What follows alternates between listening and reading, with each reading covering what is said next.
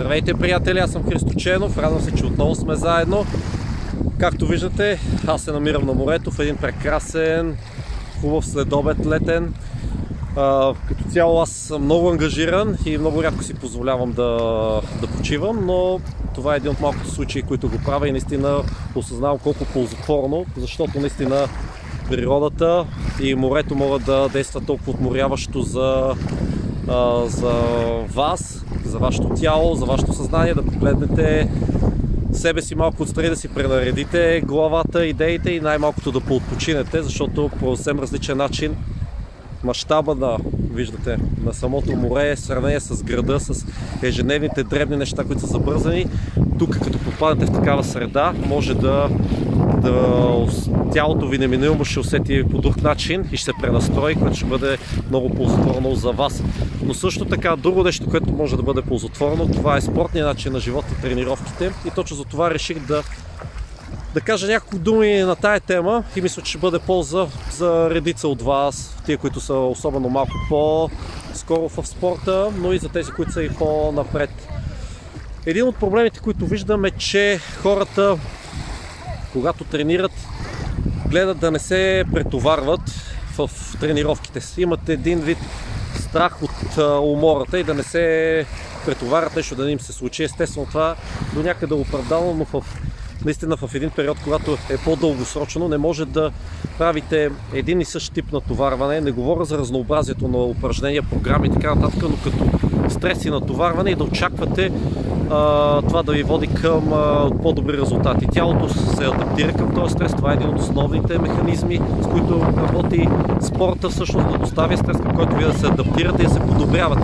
Ако вие седите всеки път на едно и също ниво и не го увеличавате, това все едно е да седите във втори или в трети клас в училище, да го повтаряте в този втори или трети клас и да мислите, че ще се подобрите. Не, няма. Вие имате нужда от по-сложна материя, т.е. по-сложни упражнения, по-голямо натоварване в един или друг момент и по този начин да се адаптирате и се натоварите. Не мислете, че това ще е прекалено много. Нашето тяло, ние самите хората сме създадени да можем да се движиме, да може да се натоварваме наистина много, естествено прогресивно, плавно и постепенно, да достигнем и имаме този капацитет. Така че не мислете, че сте го постигнали, особено за по-начинаещите. Замислете се какъв е за повечето хора, каква е вашата активност или активността на тези хора. Да минат по асансьора, да се качат в колата, да седат прави на опашката, малко да се разходят. Това не е потенциала, с който сте създадени, а вие можете много повече, така че това е нещо, което трябва да се стремите и не трябва да се страхувате, постепенно да увеличавате и ще видите, че това е един от основните ключове към вашето подобряване.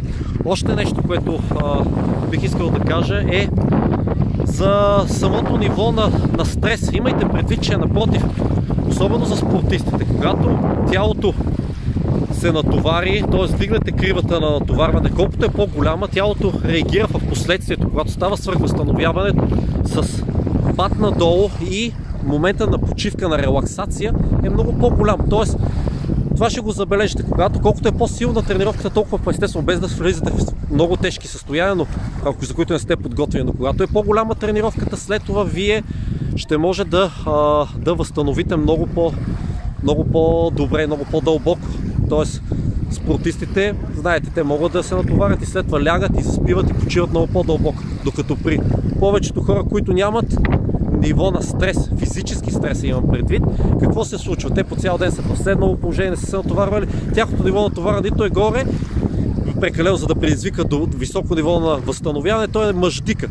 Само по средата. И какво се получава? Може да видите много характерни състояния на съвременния човек, на стресови състояния, които са свързани с безсъние.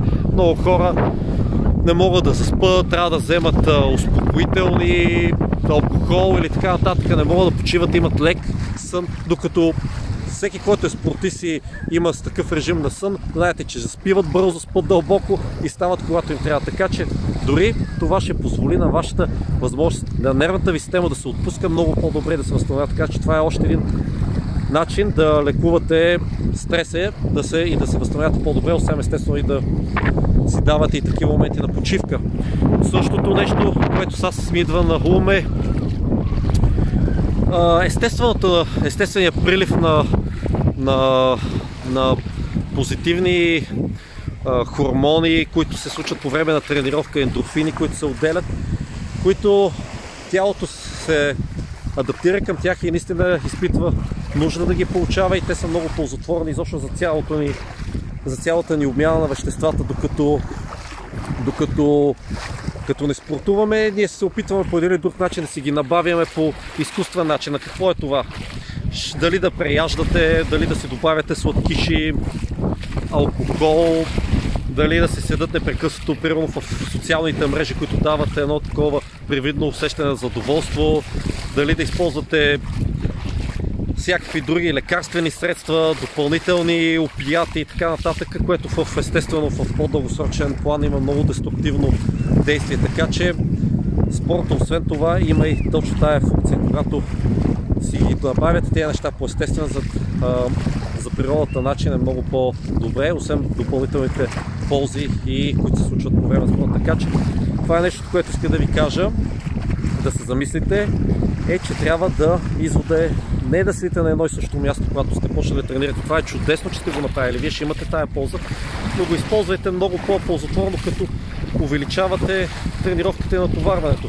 Началото наистина тренировки за цялото тяло, ако сте в този период, и постепенно трябва да ги разделичите, защото ако си представите, че правите тренировка за цялото тяло и се натоварвате с едно упражнение за гърди, примерно едно за гръб, едно за ръце, за рамо и едно примерно за крака, това ще е достатъчно в един момент, но в последствие вие ще се замислите, че правите много повече, примерно за, да кажем, горната част, за долната остава едно-две упражнения, а това е половината част от тялото, което сами по себе си тя е даже по-силно развита, има по-голям потенциал за натоварване и трябва да й отделите повече време, защото в дългосрочен план знаете и че е по-лесно винаги се намерите оправдание да направите тежката тренировка, която е за крака, а да направите горната част и ще почнете да страдате по този начин. Това е още един просто пример ви давам, че в последствие трябва да отделите примерно на горна и долна част или с крака и две за горна и да можете да се сфокусирате с повече от едно.